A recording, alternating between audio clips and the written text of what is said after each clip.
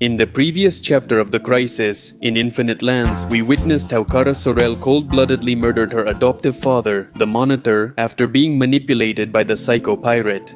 More serious than that is that our multiversal heroes have been cornered by a huge and powerful creature called the Anti-Monitor. Nothing seemed to harm this monster. And just when death was staring these characters in the eye, it turns out the Monitor had a backup plan to protect them all. Now, do you remember that in the second part of The Crisis, Mr. Terrific mentioned the theoretical existence of a dimension called Underworld? Well, the idea of moving all the lands to this dimension was not entirely crazy. However, the energy required for such a feat was incalculable and impossible to obtain. Apparently, the Monitor seriously considered this strategy. And thanks to the fact that the cells in his body had absorbed cosmic energy for billions of years, he left everything prepared so that indeed infinite lands were moved to this underworld dimension, also called the Bleed.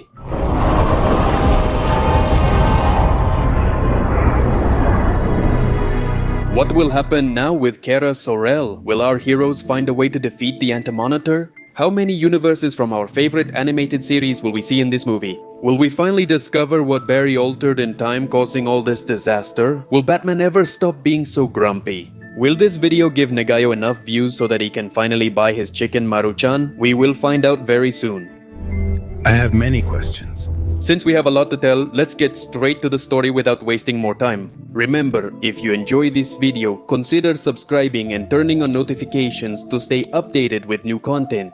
Also, by leaving your like and comment, you help me a lot with the YouTube algorithm. 8 months have passed since our heroes have been safe within the Underworld dimension.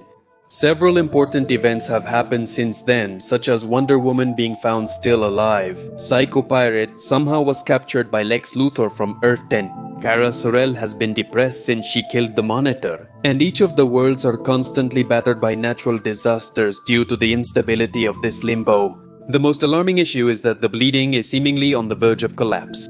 And before that happens, our heroes must already have a strategy ready if they don't want to be eradicated by the Anti-Monitor. Miss Lane. Come on, Clark. By now everyone knows it.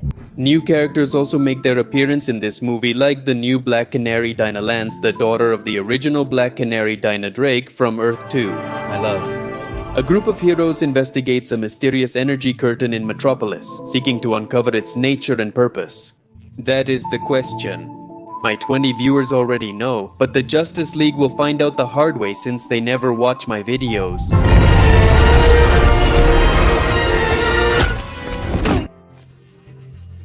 The heroes fight against all these animals, trying to save what little is left of the city. And while Superman is getting beaten up by some pterodactyls, I think they are pteranodons.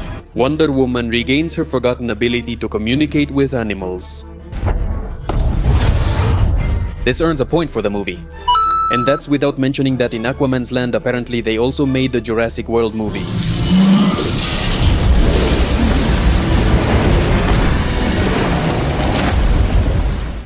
The dinosaur stampedes seem to never end. And along with them also appear some time-lost travelers, known as the loser soldiers of World War II. Their sole mission is to stop these animals from harming people. And yes, they are supposed to be the same guys we met in the Detective Comics showcase, but we don't see Johnny Cloud anywhere. And the guy who's flying the plane didn't appear in the animated short either. What do you think this is due to? Are they different versions or a continuity error? It would be curious if it was a continuity error considering that neither Connor nor Pudge appear in this current lineup. Because they died on the island, but anyway, leave your comments below this video. Wait, who are they? No one important, ma'am. Just a handful of losers. On Earth 10, Lex Luthor and his team of scientists have determined that life in the Bleed is not sustainable. Go ahead. It's not like you need to be very smart to realize that when volcanoes and dinosaurs appear out of nowhere, something is not right. So quickly, the Supreme Leader hatches an evil plan seeking to contact the Anti-Monitor through Psycho Pirate. It's a long-distance call. On Earth 2, the Bat family responds to the signal of a temporal anomaly where a Nazi army has taken over Gotham's armory. They steal Mr. Freeze's gun, the Penguin's umbrella, Bane's poison, and Harley Quinn's madness hammer, which could destroy Thor himself, Batman. The man who always has a plan, the one with an intelligence quotient above average and who is always prepared for all possible scenarios, is infected by Crane's toxin for the 20th time in his career. But this time things are different, because while trapped in this nightmare, he also manages to remember his stay in Warworld. That exact moment when a strange old man appeared in front of him, trying to leave him a message. He will be okay. Once on the satellite, we come across a scene of Supergirl talking about the missing legion of superheroes with Barbara. At this point, it's certain that none of these characters will return, and their suffering may not have reached its peak. Kara can't stop blaming herself for having killed the Monitor, leaving all existence stranded in this dimensional plane. It's your mistake, but everyone makes them, my love.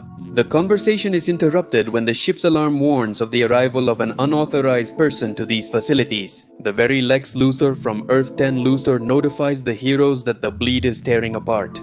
In fact, right at that moment, everyone witnesses how the Anti-Monitor has managed to open a rift in Limbo to attack Earth. 146 Aquaman's world. Queen Mera communicates with Arthur to say goodbye to him and the King of Atlantis. Being unable to abandon his people and his family, he demands to be transported to his world to die with them. In this way, Earth 146 is annihilated.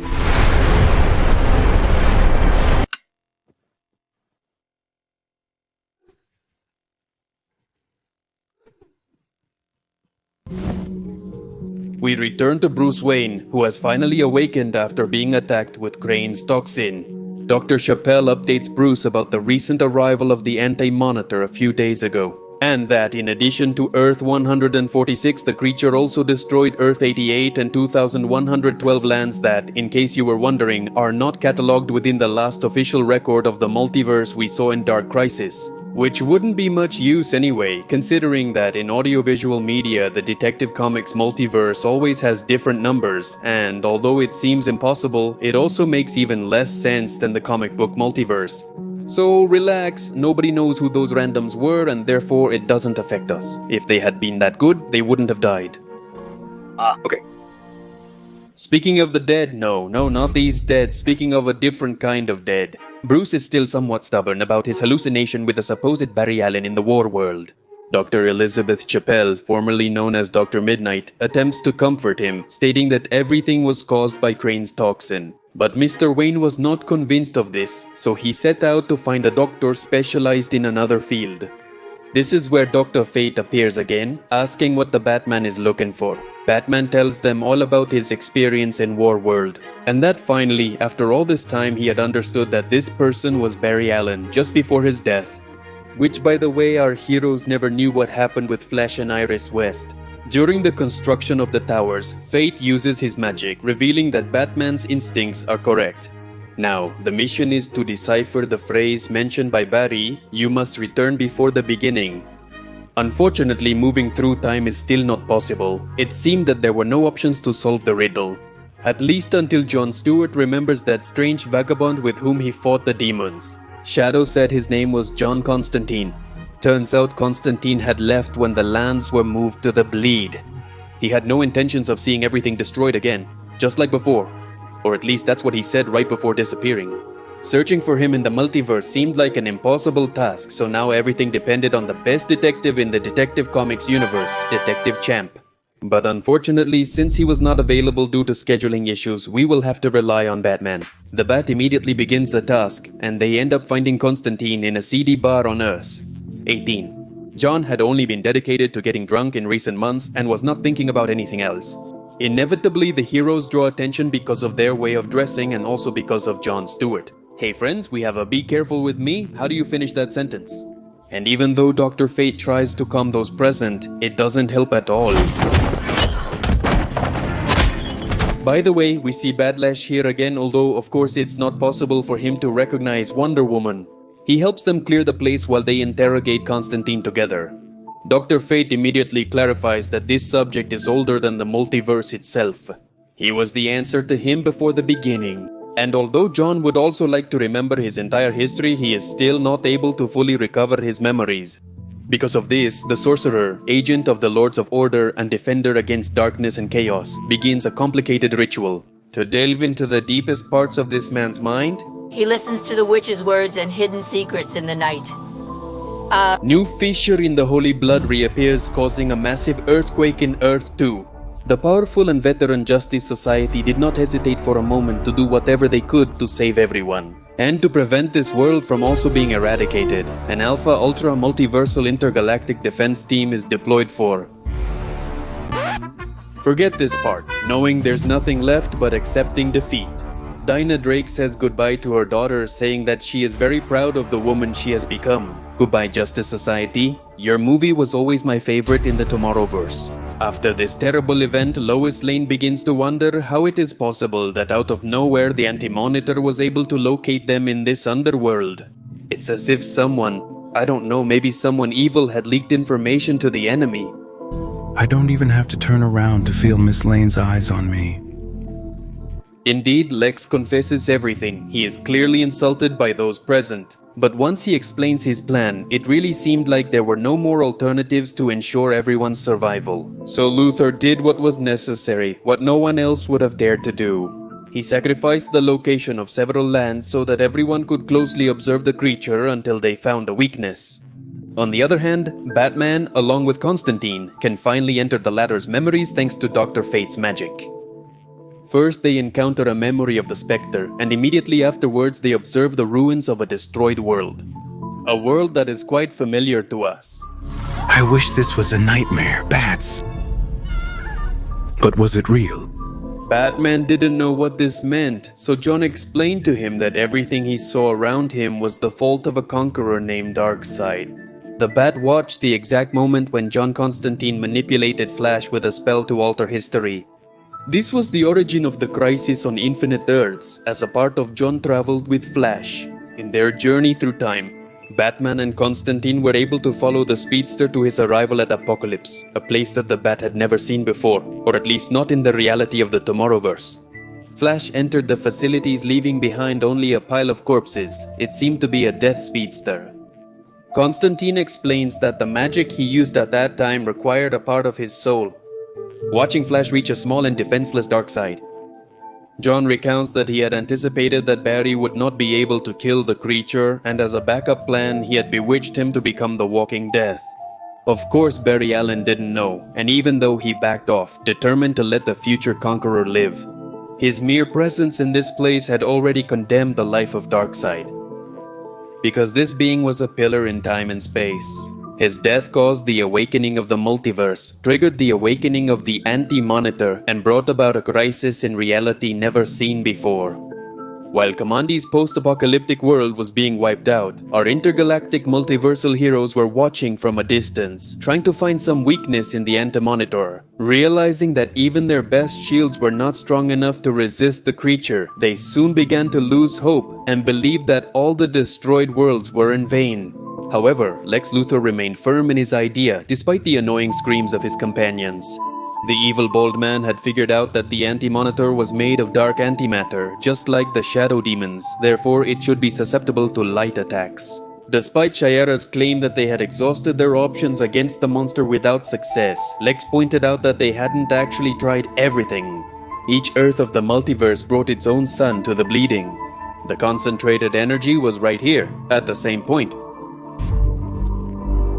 Barry, your sick obsession with killing Superman. Do you Hear immediately in his insult to Luthor by believing that this whole plan is actually a trick to kill Superman? But the bad news is that the X's strategy made a lot of sense and contemplated the only winning scenario so far. A life to save billions? Superman was willing to sacrifice himself. He said goodbye to Lois Lane and took flight towards the sun. Halfway there, Kara Zor-El outpaced her cousin. He tried to stop her, but there was no point even trying. Supergirl still retained the powers of Harbinger, so at this point she was much stronger and faster. At the last second, Captain Atom stopped Superman, warning him of the Anti-Monitor's new attack. The heroes grouped together in front of the monster, trying to break its armor, until suddenly Lex orders the towers of all the lands to be deactivated. No one understood what was happening, only Superman, who seconded this order.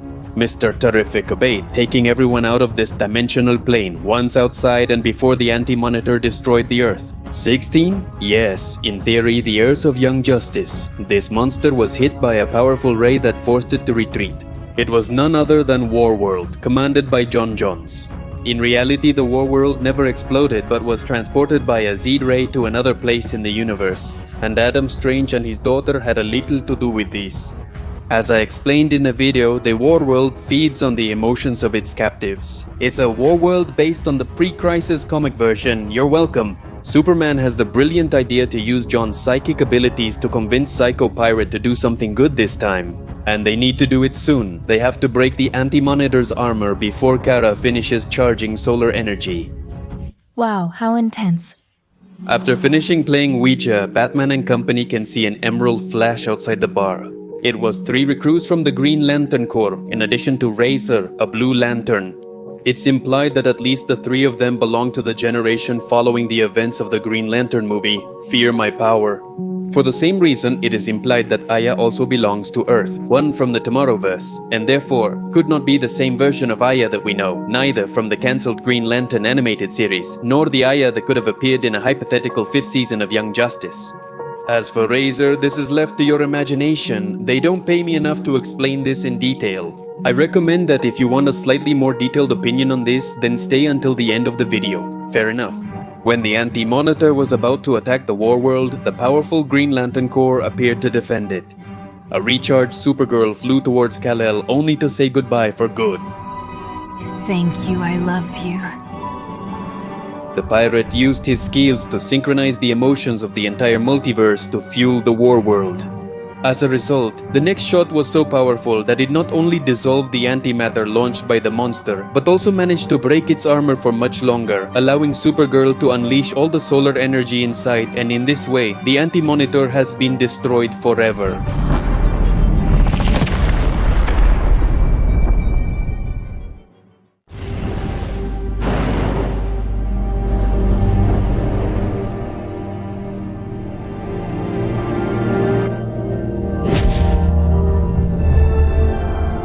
Dying so that others may live is a magnificent act. Everyone honored the heroine's sacrifice with a moment of silence. But Constantine was right in saying out loud that they didn't have time to mourn. Now Batman began to explain what he had found out from John's memories. That he came from a universe that existed long before the multiverse, and that all the known parallel lands were nothing more than a mistake caused by the removal of a point that should be fixed in existence and time. The universe was not designed to support infinite lands expanding at every moment, so it was only a matter of time before all reality collapsed. Dr. Chappell deduces that the Anti-Monitor's role may have been necessary given the multiverse's existence. His role was that of an antibody trying to eradicate the disease. The worst part is that, if this theory is true, should there be more than one Anti-Monitor? And that's exactly how it was.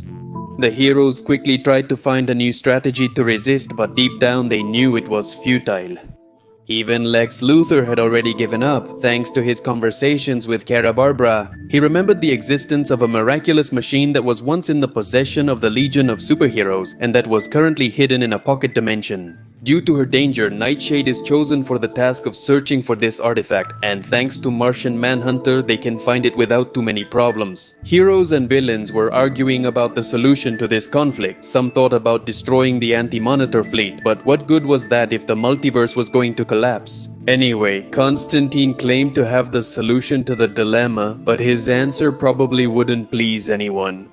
Meanwhile, Mr. Terrific warned that the monster fleet was destroying other realities.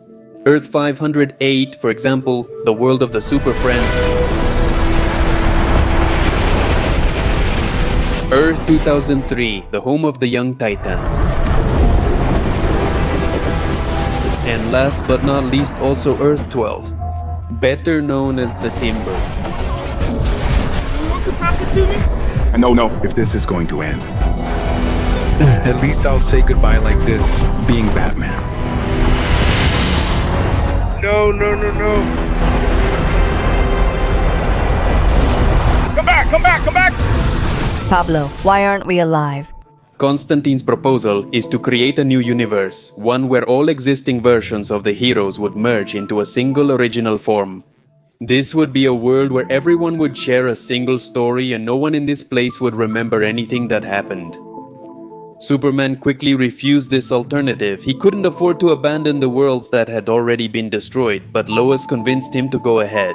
Just like a scientist named Jor-El once did. The machine refused to respond to any energy stimulus, and it was fate who discovered that the machine required a sacrifice.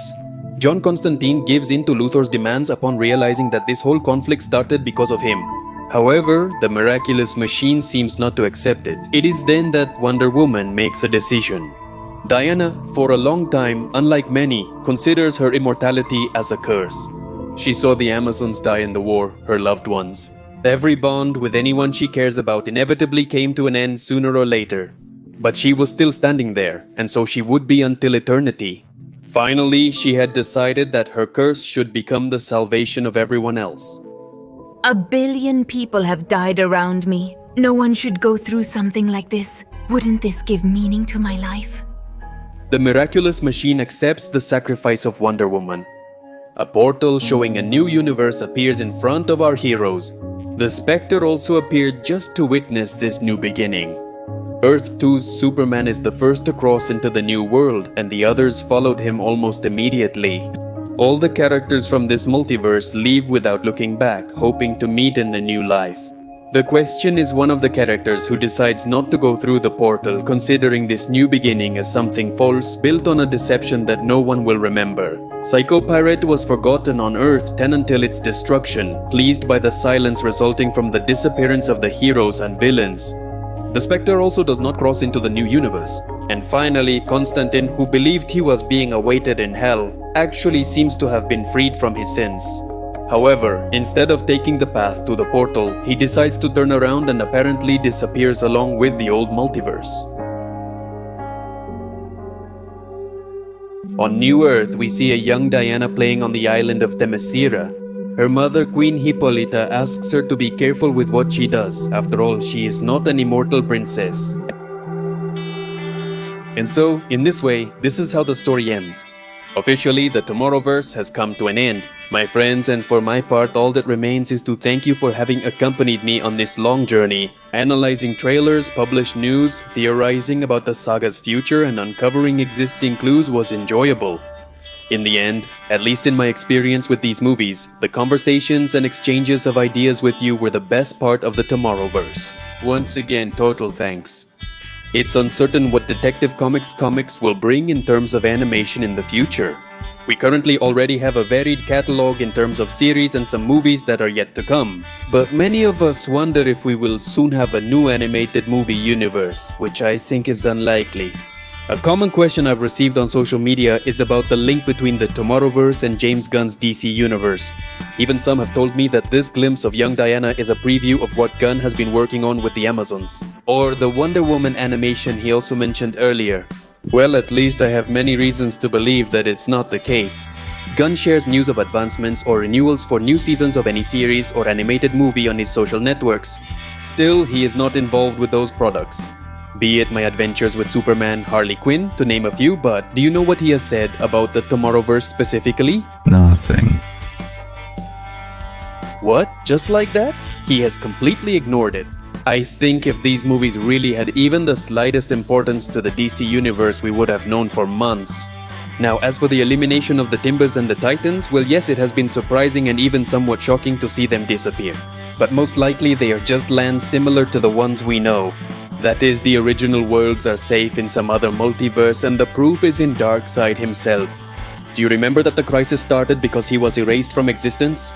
Well, there was a Darkseid in the Timbers, so as I said, this Earth is not the original Timbers.